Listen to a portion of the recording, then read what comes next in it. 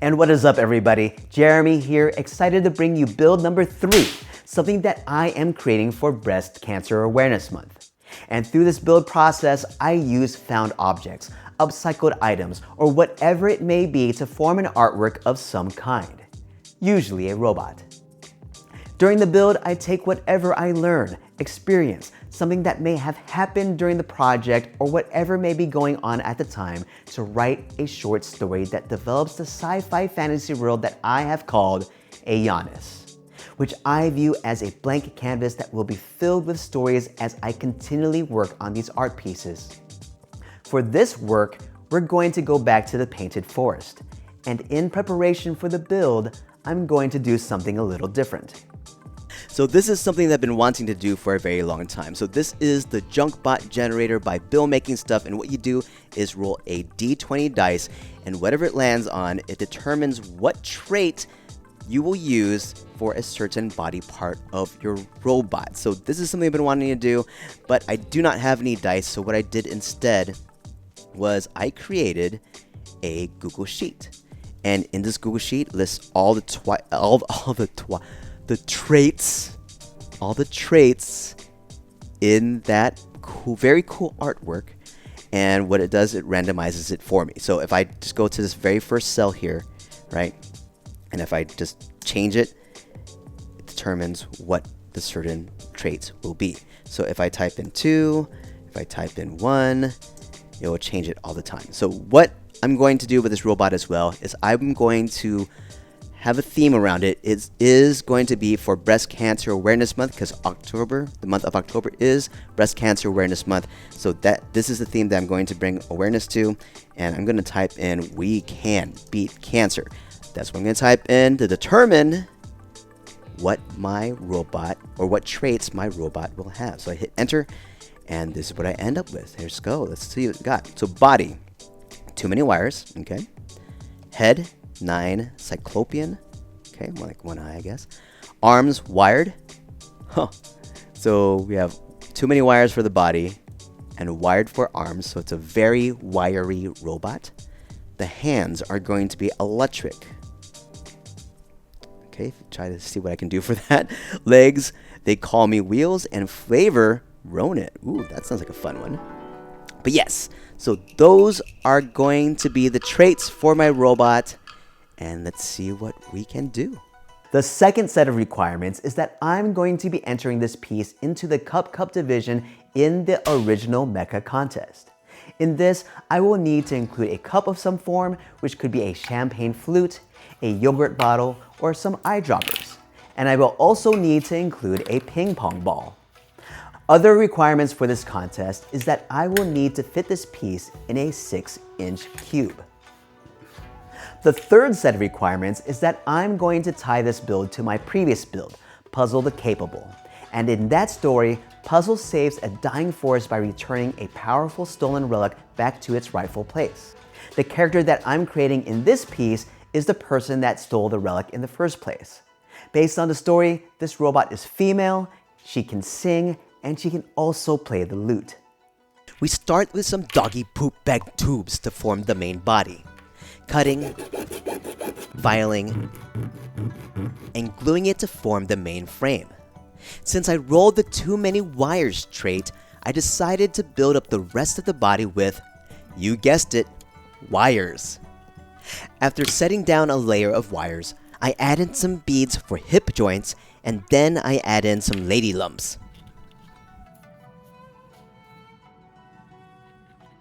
And follow up with a final set of layers afterwards. For the top of the torso, I use the end of a toothpaste tube.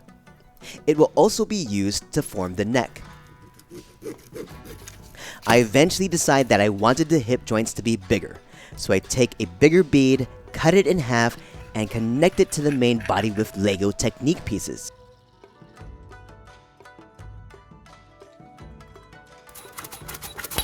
The arms and hands include a series of mascara wands, beads, wires, and doggy poop bag tubes. The challenge here is to drill holes big enough to insert the mascara wands into a bead without breaking the entire bead itself.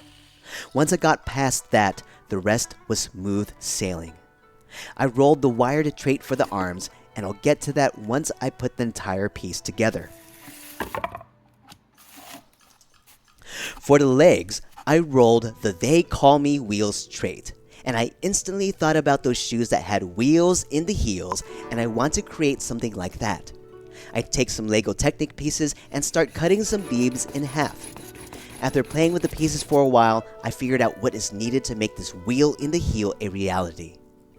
I use sporks for the feet, and I can imagine that those spikes will really help Ina with climbing. And in building up the rest of the legs, I use doggy poop bag tubes. Oh, by the way, I'm naming the robot Ina the Enduring, and to make sure that Ina fits in a 6-inch cube, I'm posing her kneeling, so I make sure that her knees are bent. I rolled the Cyclopean trait for the head, and I wanted to make sure that I include the ping pong ball here as well.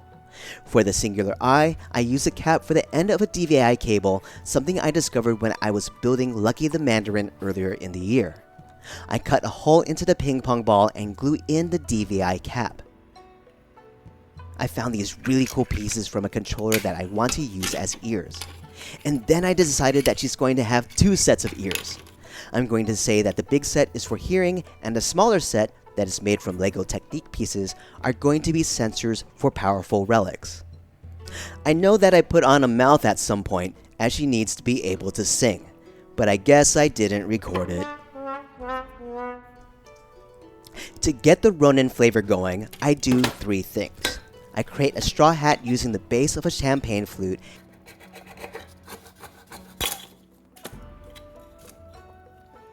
and then I use a bag for mandarin oranges to create texture. I use Mod Podge to affix the mandarin orange bag to the plastic base. Ina is also known to play the lute, so I took some scrap pieces from paint mixing sticks and a brass rod to create a Japanese lute, the shamisen. I was totally inspired by Ghost of Yotai. Finally, as a means to use the eyedroppers, I worked to create a shuriken that is completely inspired by Yuffie from one of my favorite games, Final Fantasy VII. I remember skipping 4 days of school straight so I could beat it.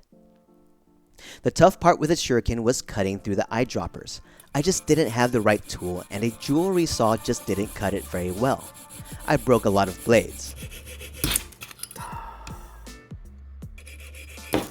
Oh my gosh. Dang nammit. But a small cut is enough to snap it in half and use it.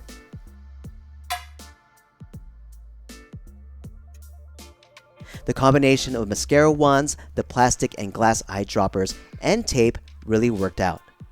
What didn't work out is me trying to date Yuffie at the Golden Saucer. For detailing, I placed a ton of Greeblies that range from rhinestones, capacitors, transistors, screws, etc. Some notable finds is that for the pauldrons, I use artificial nails that I found at Dollar Tree. And on the feet, I glued the ends of lip wands together to form this thing. You can call it whatever you want to call it. I proceed to put on some primer, lay down a base coat, and start putting Ina the Enduring together. Once I get the arms in, I put in a set of wires to finally make the arms wired. I continue adding more wires to the legs since there can never be enough wires when you have the trait too many wires. The last trait that I needed to add in was electric hands. Initially, I had the idea of representing a ball of electricity with a ping pong ball, inside which a puzzle piece would float, as it's the relic that Ina is stealing and absorbing power from. The issue is that you couldn't really see the puzzle piece inside the ping pong ball. I abandoned that idea and instead used Christmas hooks as electric bolts to hold the puzzle piece above Ina's hand. I felt that this would be the best visual representation of Ina absorbing the essence from the puzzle piece, this powerful relic. Ina's drive to find relics and absorb their essence stems from her and her best friend's struggle with cancer. The only way for her and her friend to extend their life and feel healthy is to absorb the power found in these relics. This parallels real life, as people living with cancer may be receiving treatment every month to extend their life, as there currently is no cure for cancer. What's special about Ina is that her unique abilities are perfect for relic hunting, as she can sense if a relic is nearby, and her vision highlights a relic in pink. By the way, her best friend is an animal known as a pika, and I'm going to name him Momo. Another thing that I want to accomplish with this piece is to create a simple diorama of when Ina takes the relic for the first time. So yes, I am completing another puzzle to recreate the scene. The rest of the work is to put the piece together, finish the painting, add weathering effects, and complete the finish. And while I show all of that, I'm going to share an excerpt of the story of Ina the Enduring, and we're going to start her story when she picks up the puzzle piece, the powerful relic, for the first time. But before we do that, two things. One, I will have the full short story available soon as I'm still writing it, and a link will be in the description below as to where to find it. And two, we are fundraising to support cancer research at City of Hope. So if you're watching this video before November 15, 2025, you can donate to our fundraising campaign at www.jramosworks.com/beatcancer. The link can be found in the description below as well.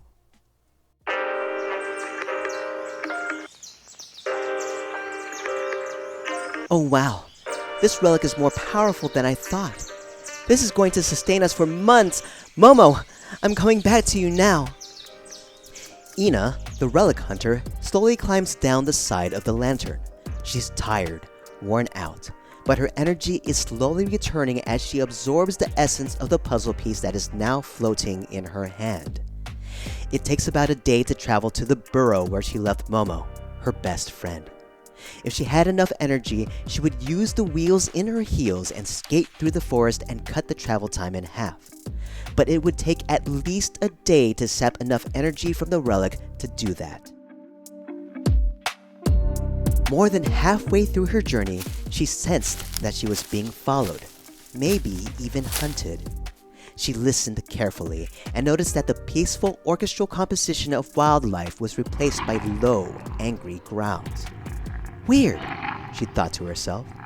Animals in the painted forest are never aggressive.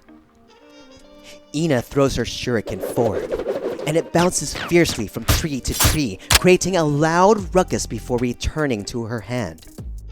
She hears erratic footsteps of wildlife disperse away from her. Leaves fall from the trees that were disturbed by her shuriken. With more energy, Ina picks up her step to reach Momo sooner. Momo, I'm back! Ina exclaims excitedly as she walks into the burrow. The relic is so powerful! I think we're going to be good for months. Ina's excitement was met with a low growl from the pika. Momo? Momo lunges forward at Ina as the wheels in Ina's heels reverse her backwards out of the burrow. Momo chases after her in a frenzy. Momo, what are you doing? It's me! The chase continues through the forest with Ina pleading with Momo to stop. In Ina's confusion, she skates backwards into the side of a cliff with Momo ready to pounce. She tries to move quickly to her side, yet Momo counters her movement, trapping her with her back to the wall. Momo, come on! We're best friends! Momo charges forward and leaps at Ina. With a quick reaction, Ina throws her shuriken with an underhanded attack at Momo, hitting him under his chin. The force of her attack flips him over as he hits the ground in a loud thump. He gets up quickly, yelping, and runs away from the pink warrior. Momo.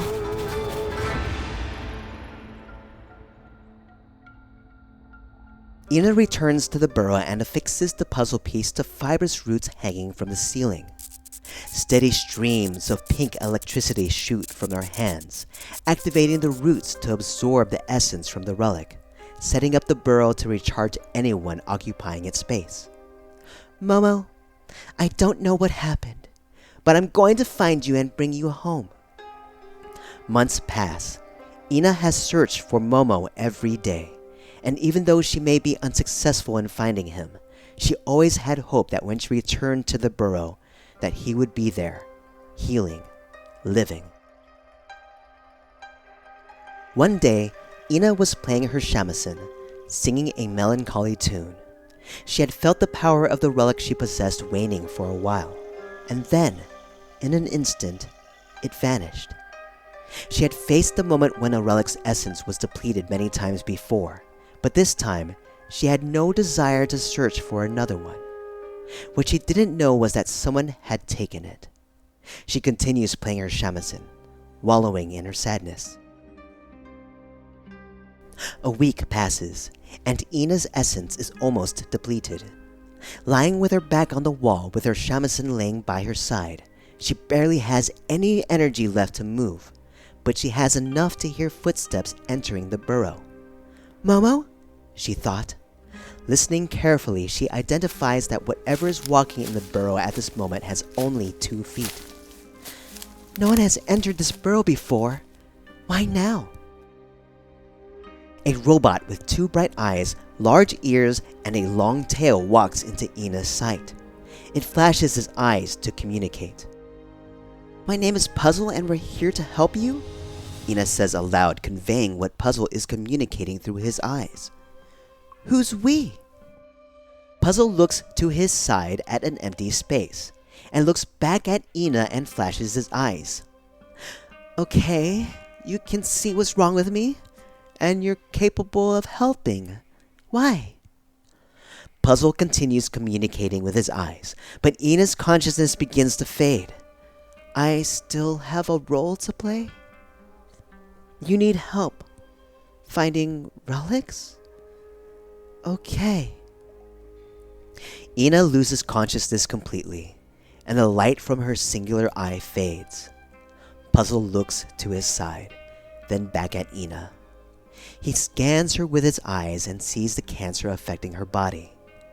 He targets the cancerous cells by charging his eyes and shooting protons directly at them, eradicating the cancer.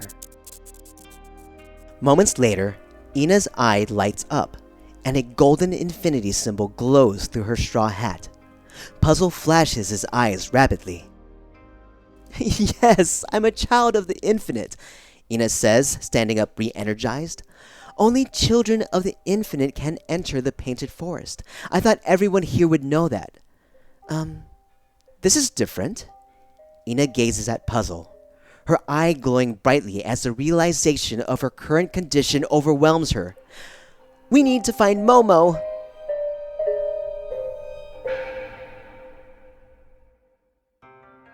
And here is the final reveal for Ina the Enduring, Relic Hunter, and Pink Warrior.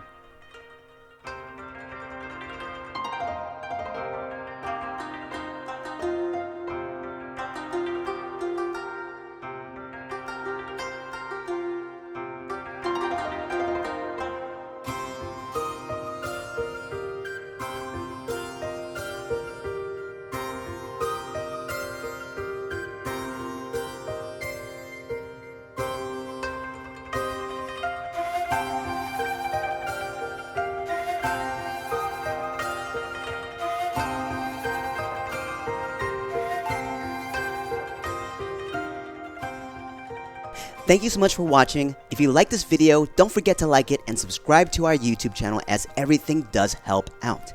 If you would like to read the full short story of Ina the Enduring, that will be in the link in the description below.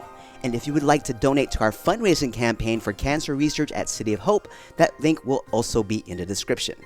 I also want to give a mad shout out to all the patrons and donors. Thank you so much for all the love and support as always. Until next time, peace